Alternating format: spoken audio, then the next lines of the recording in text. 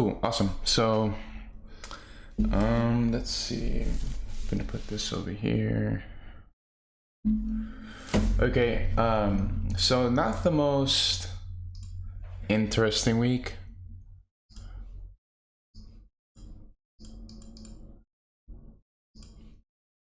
Right, so pretty much just a small recap what we had covered on Tuesday. Long story short, we know our original direction is. We know what our original direction has been for the past couple of months now. And we know that we had just reached a very significant level of liquidity. Right, we reached our significant level of liquidity, but that is not enough for us to automatically assume that we're going to be bearish. And that is why, right, we acknowledge where our overall structural range was. And there was a reaction internally, that being, you know, this here, and we had pretty much covered whatever happens within this range could pretty much be a decisive factor on whether or not we would get what we had originally wanted, which was, and I'll do this with Zoom, right? But we had essentially wanted, right, disregarding this, right, we had wanted this here to pretty much try to give us some liquidity grab, give us a bearish model, and that would be what would incline us to a bearish narrative, right? But even though we had gotten, you know, technically, right, an internal continuation BOS, right, we still have to realize that we have always been bullish. So continuation BOS, this is now, right, what has pretty much given us the move that I had originally wanted, which was pretty much, right, to have this give us a liquidity grab and then see whether, or actually this, I'm sorry, right here, give us a liquidity grab to then give us, right, a potential sign of a reversal. But because, right, we created a range, we took bearish liquidity and then took bullish liquidity. Well, I mean, well, we went bearish, then we went to bullish, which pretty much can be compared directly to what we had covered a couple of weeks ago with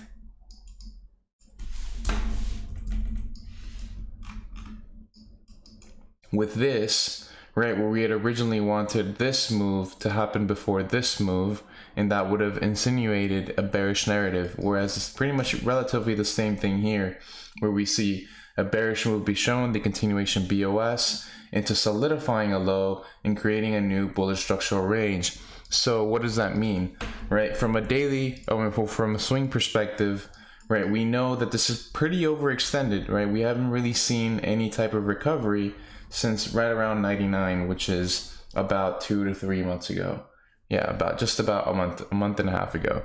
So we are overextended, we're due for a correction, but that does not mean that we have to create a correction, or not, it doesn't mean we have to have a correction, not necessarily have, but so this is where it gets interesting, because we're at pretty much a breaking point on whether we're going to continue structure, which is the favorable outcome at this point, right? Just because we're focusing on continuation over reversal. So when we see, right, our correction pretty much continue, it's going to be very, very crucial to know what type of reaction we start to get, right, in this relative area of discount. And if this breaks, then now we can start assuming, right, or start to essentially see if we're going to get, you know, that bearish reversal, because then that would be obviously the break of structure and then a potential invalidation point being met, and that would be a variation of a type of liquidity grab, and that would then dictate a bearish move. But this is super interesting, because if we do get our positive reaction here and this does give us higher pricing, then this will be a great example, right, of a structural disruption in play, right, where we see one move essentially show its hand to one direction and then essentially give us the opposite narrative, and then that would be what we follow up with. So very, very interesting. I would have, you know, as we said, the bearish narrative would have preferred, or I would have had that rather be this happening here and not giving us the initial bearish reaction. But because we got the bearish reaction, I don't want to get too caught up with wanting to catch a reversal and just focus on those continuations. And for the people that don't know this, you guys know, oh, you guys should know that, right, we would only trade here with a conversion because the internal structure has been broken here and here. right? Because this internal liquidity gap is what's generating the bearish pullback, and we'll see if we can actually get something with that. Moving on to AU, right? This is also very, very good, that continuation to the upside, because that would also mean continuation to the downside for AUDUSD. Excuse me, and let me actually delete all of this.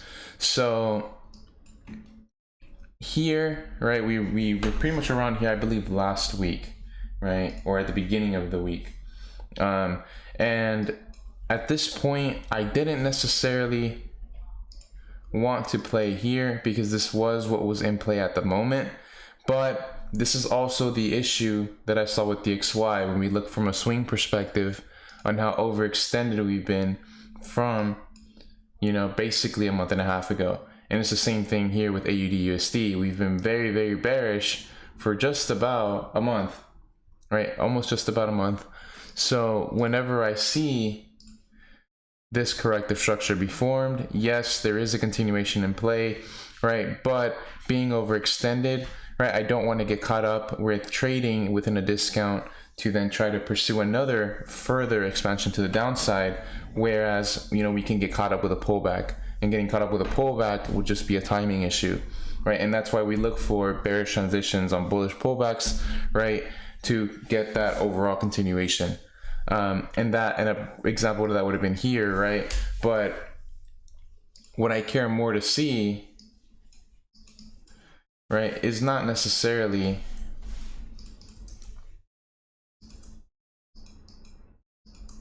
the potential here, but what this has represented for us. Because, right, we obviously have the reversal BOS internally here because this is our final structural range.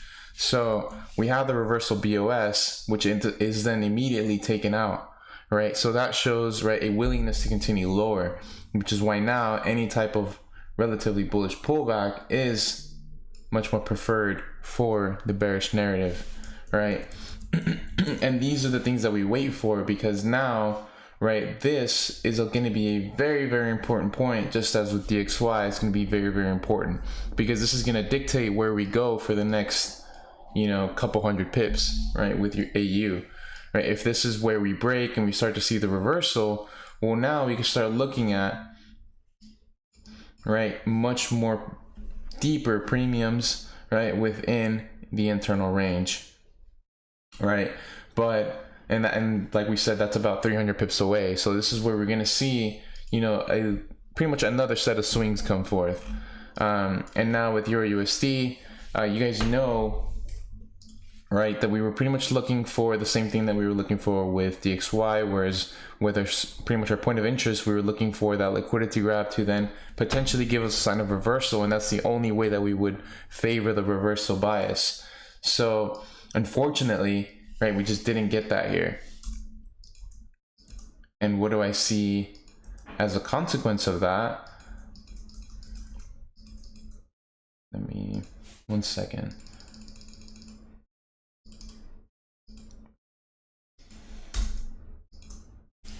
Right, pretty much the same thing that I'm seeing with AUDUSD, but there is one issue. As we know, we were already in that predetermined range, right? And that predetermined range followed up with an internal liquidity grab, right? Leading into, right, favoring a bearish bias, right? But what I don't like here is this. Why? Because then that means this is unwillingness, and this unwillingness, excuse me, is what makes this scenario here for the continuation a lot less viable unless you're really digging deep in the smaller time frames to really get that bearish transition and know, you know, your full confirmation, right? And as we start to dive in with these, let me actually delete that, and as we start to zoom in, right, even today I was looking to see if there is any type of tradable scenario, but we know that this is obviously a bullish move to the upside, so we need a bearish transition, and we're stuck in the range. We haven't created anything to really favor, right, that bearish continuation, right? Nor have we seen anything, right, to test a higher move.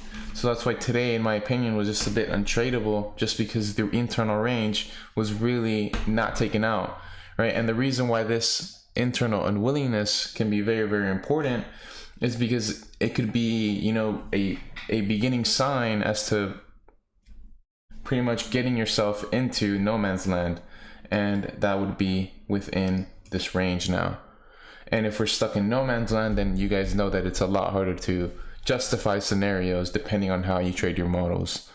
But yeah, this one, in my opinion, I still favor the bearish bias just as I favor the bullish bias on DXY. But the only issue here is the internal unwillingness, and that's why this is a lot harder to justify.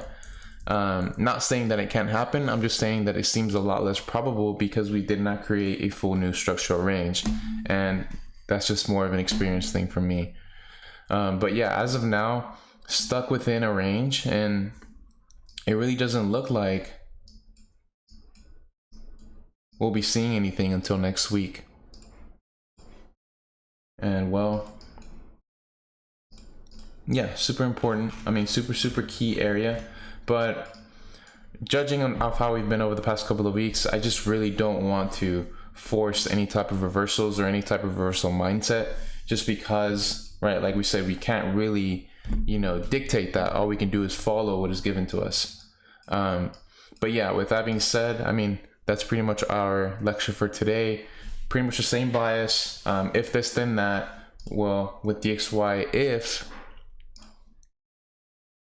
we are to get a bearish transition, right, in our discount, then it is much more highly probable that we will get the bullish continuation. Whereas if we don't get that, then it becomes a lot more conflicting, right? And if that does break, right, the reason, I mean, I'm pretty sure I spoke on this on Tuesday, but the reason why we were looking for this was because we were looking for, right, the continuation and then the unsubstantial new high, which would have been in the form of a liquidity grab, and that is what's going to be changing that narrative there. But yeah, with that being said, there isn't really much to cover this week, but it does look like we are going to continue. I don't see why we don't, and like we said, we don't have the data to assume that just yet. So do you guys have any questions today?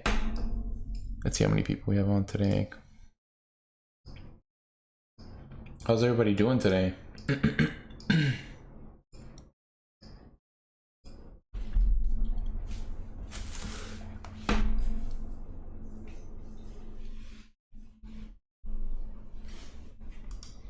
Yeah, man, doing well, just staying busy. Like I said, I'm wrapping up school right now, so it's that time of the semester, you know.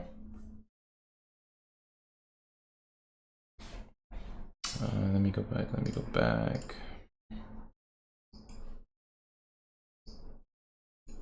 NFP's been whack for years, bro. Are you talking about this? Well, I mean, it can be an internal range, but where's the security?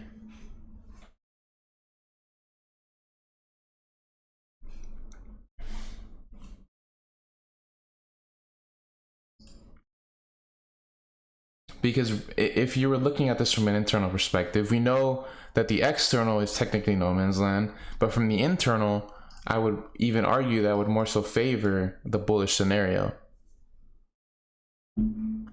Right, why? Because we created unwillingness, right, which means this scenario here is a lot less probable.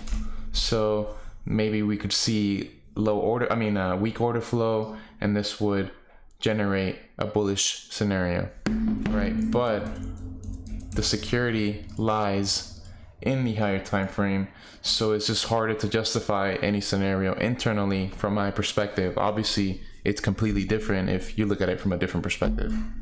But I hope that answers your question. Yeah, it's been like this for like a week and a half now. Yeah, a week and a half.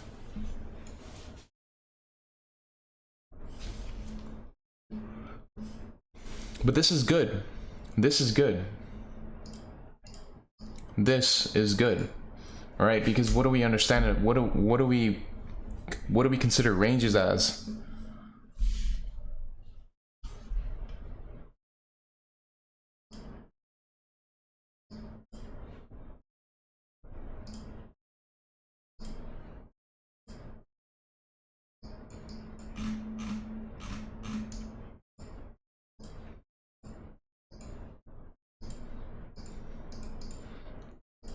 Right, they pretty much dictate where the next big move will be. So just letting it waiting for it to show a tan is pretty much the key here. Right, because after they showed a tan, look at the big move that it gave us. Yep, similar to start of the year, yep. Ranges dictate so much.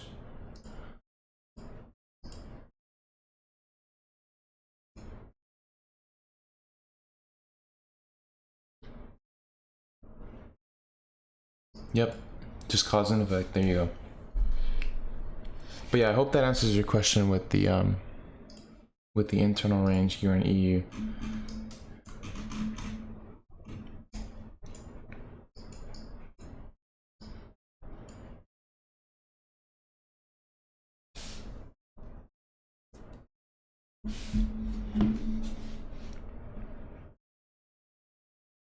Cool, yeah, but does anybody have any questions? Anything they want to talk about today?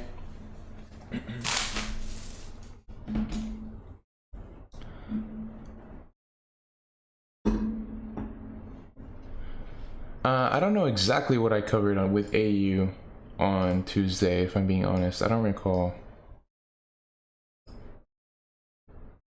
Because at the moment, there was a justifiable structural disruption here.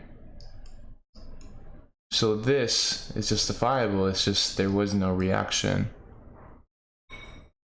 Right, and why is there no reaction? Well, this is why you don't want to get caught up, you know, with an overextended range. And what's an overextended range? Well, guess that's your homework.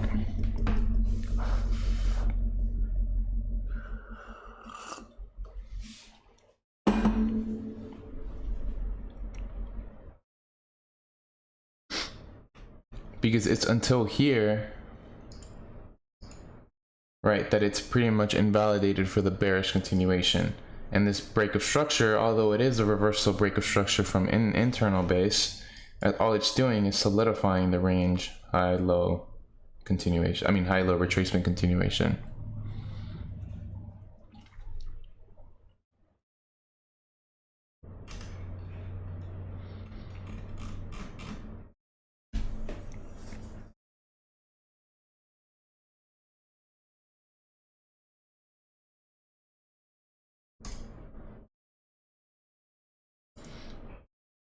Nice.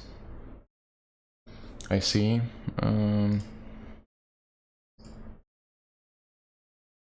This actually wrong color.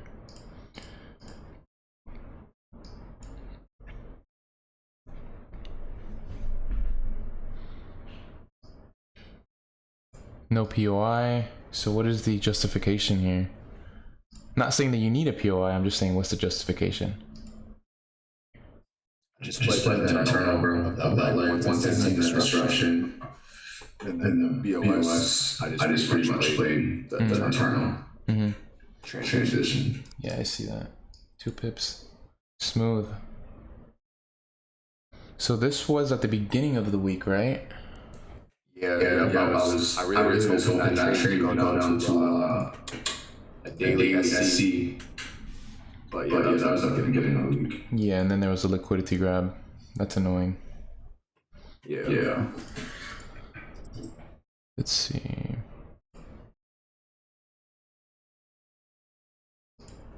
$70, $75.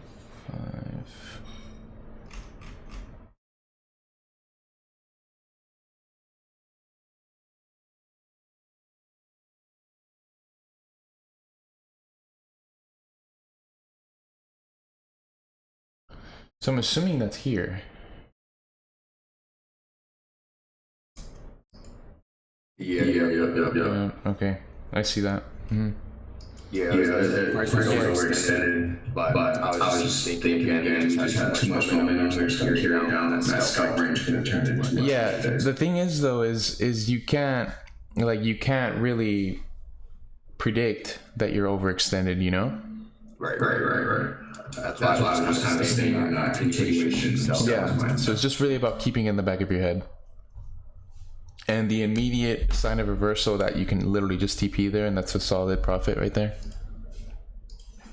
Right.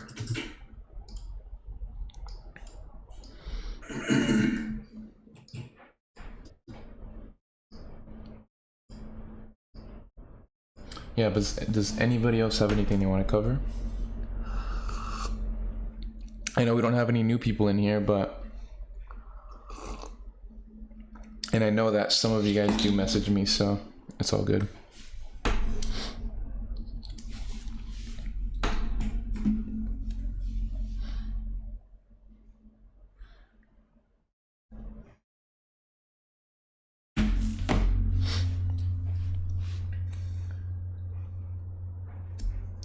Yep, but it's also important to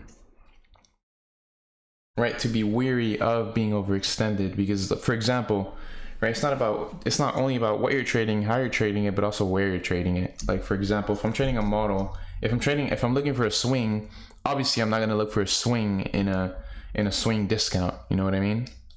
If I'm looking for a bearish scenario.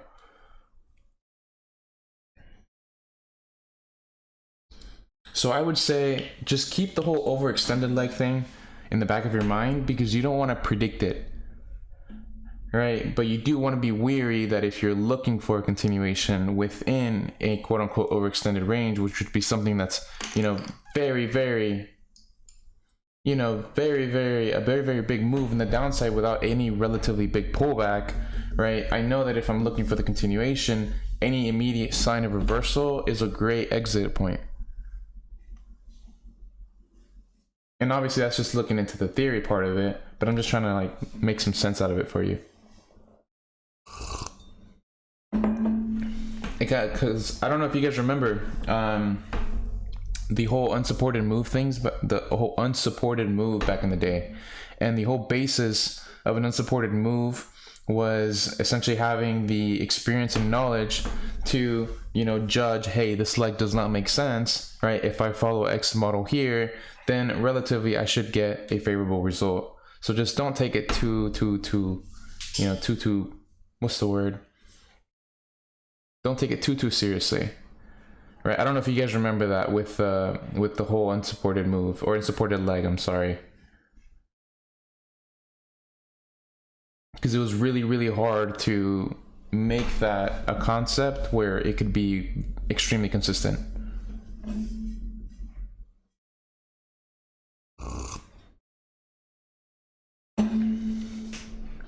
So you're getting confused and the results are getting less good. So what exactly have you been doing? Because honestly, I would say this is one of the first calls I've seen you on in a while. Not trying to get on you or anything, but what do you think is causing you to get unfavorable results?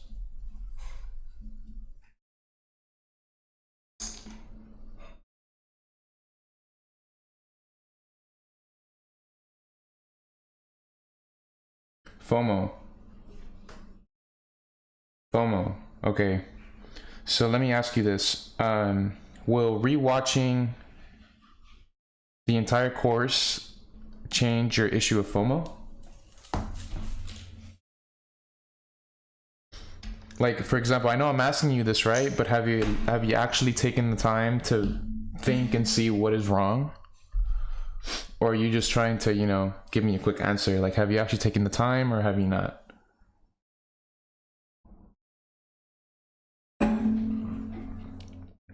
I speak from... Yeah, you're good. Yeah. Okay, so I really don't know. I think I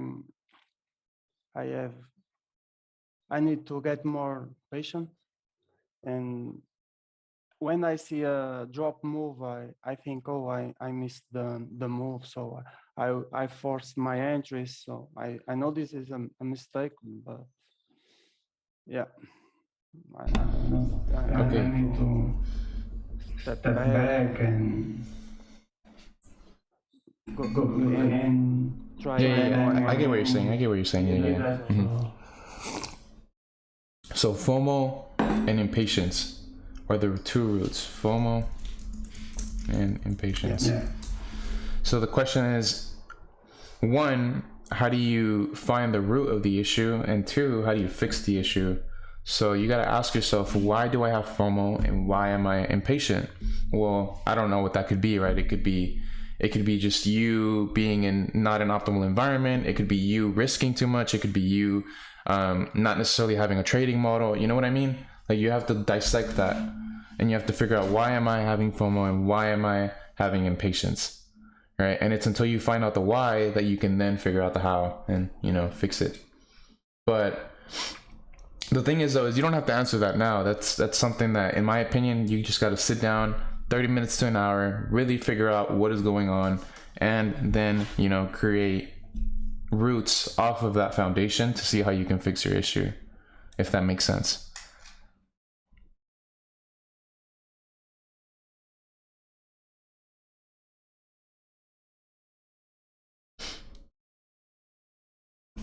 Because you could even ask people in here, if anybody in here has ever had, yes, Nico, I know. Like, that's specifically why I'm trying to say this. A lot of people in here have had that same relative issue. Not saying everybody, right? But I don't know how the members did that, and maybe they could give you some more clarity on it. Because Nico, yeah, it took Nico a couple of months, but I've definitely seen a ton of improvement with that. What brand coffee do I drink? I drink Cafe Bocello. Hold on. It's the yellow box. Hold on. But yeah, we'll get back to that. But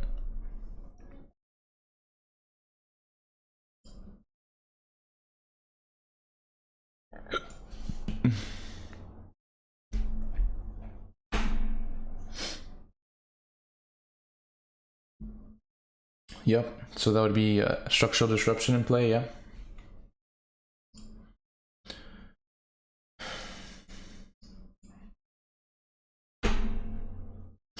So GU is the one that actually hasn't given that big pullback, has it? Let me see.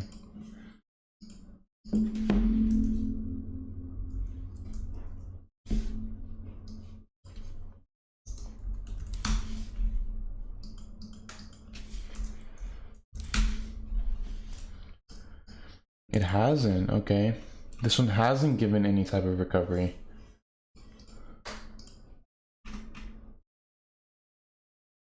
Wow, this one actually still has a long way to go. Interesting.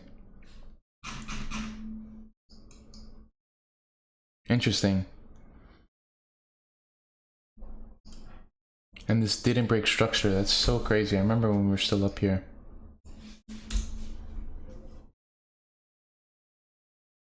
Take a step back with trading because it will help you relax the charts.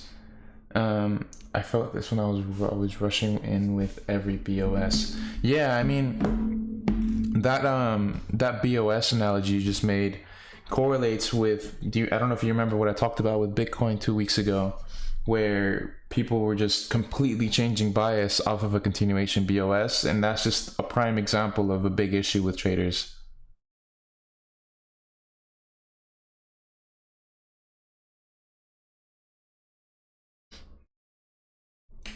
Yep. So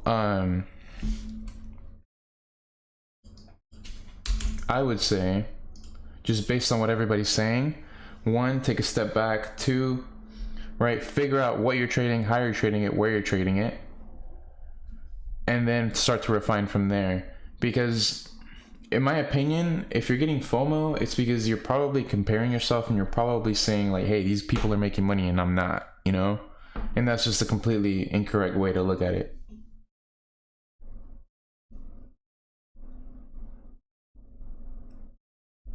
Because I understand, bro. Everybody wants to make money. Like, that's just how it is. But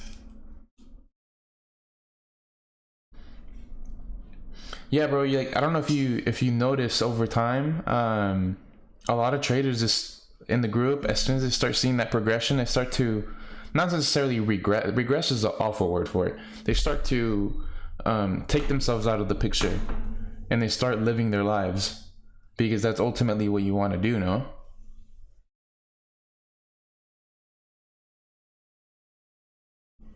Once you start seeing that progression, you start to take a step back. You start seeing, oh, well, these are the fruits, you know?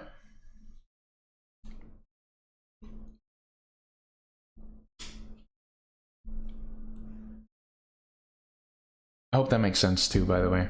Hope.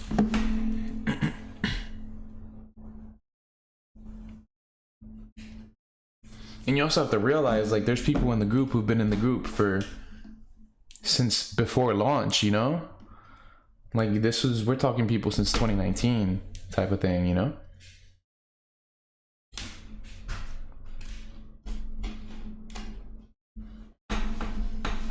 And it's very interesting to see, because it's like, I see a couple of people take relatively the same, or relatively just a slightly different routes, but overall it's just the same thing. For example, once you start seeing the success with trading, they pull themselves out and they start looking into other avenues. They start seeing how they can reapply the principle or principles, right? And then that's how you start seeing just yourself living life.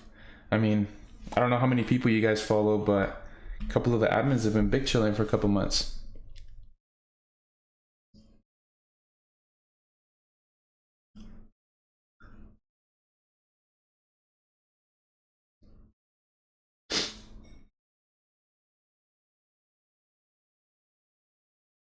But yeah, it's just, FOMO, I think, is a very hard thing to talk about, though, just because it's such an internal thing.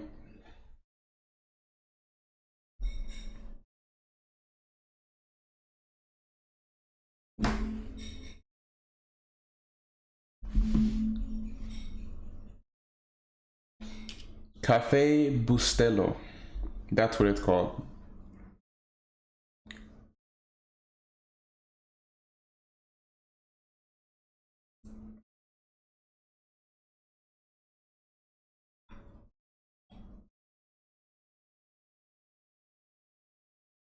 Oh man, it's a big weekend this weekend, bro. It's a very big weekend. We got Canelo fight. We got UFC event this weekend. We got Doctor Strange coming out. That came out last night.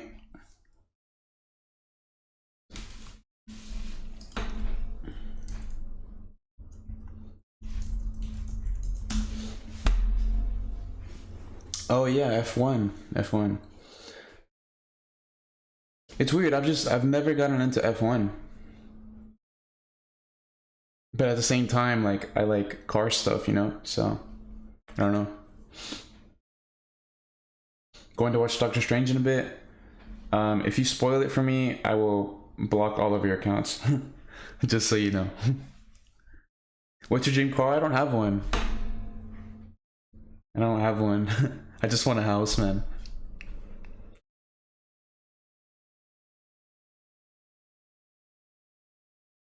Yeah, I wouldn't say I have a dream car. I've never really thought about it.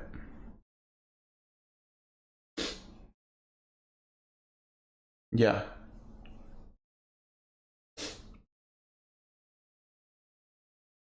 Hala? I'm sorry, bro. What's that second word you said? I don't recall. I don't think that's in my vocabulary. I'm sorry, bro.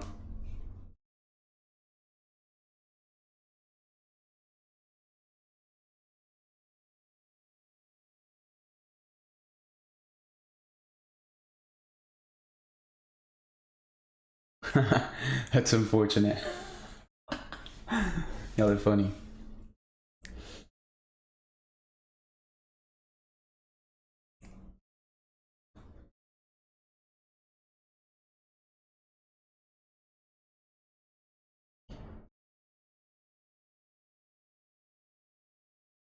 But yeah, now that school's done, you should definitely see a lot more from me over the next couple of weeks. Yeah, it's just been really tough. This semester was really, really tough.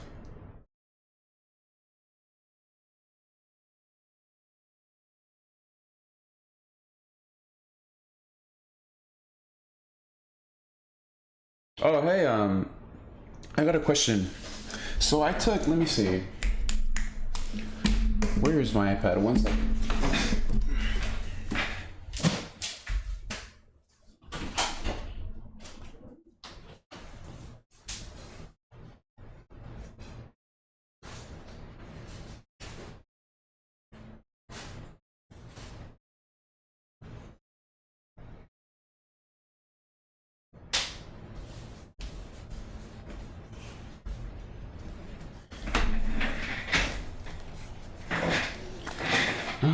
Okay, so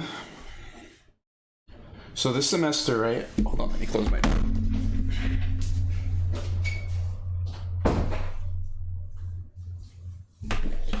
So this semester, I took a class called, it's one of my, I took 3 senior level courses. One of my main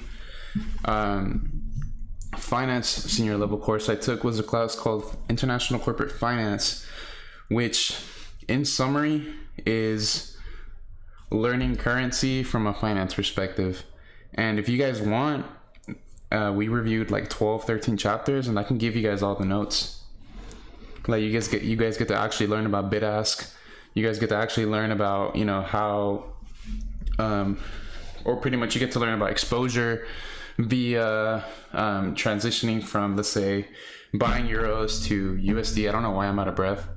And seeing the cost that comes with it. So basically real world Forex is what I learned in class. But yeah, I think you guys would enjoy. Let me see. I'm gonna do it right now actually. Except where should I put them? I don't know where I should put them.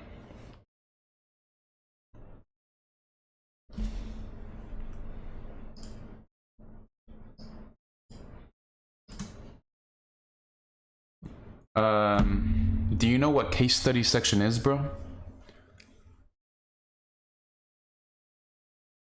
Documents, perfect, documents.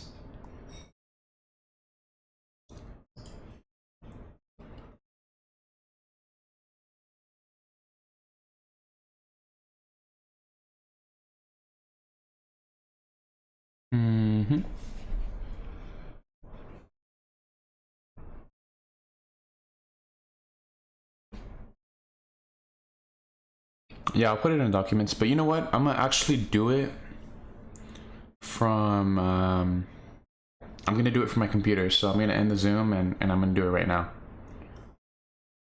Unless you guys something else you guys wanna cover, but yeah, I'll give you guys these notes.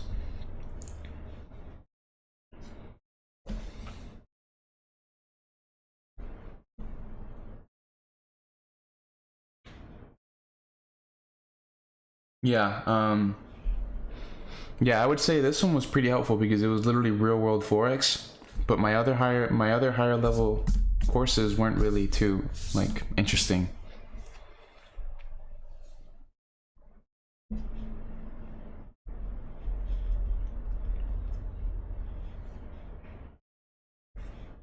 But yeah, man, I'll see you guys on Tuesday.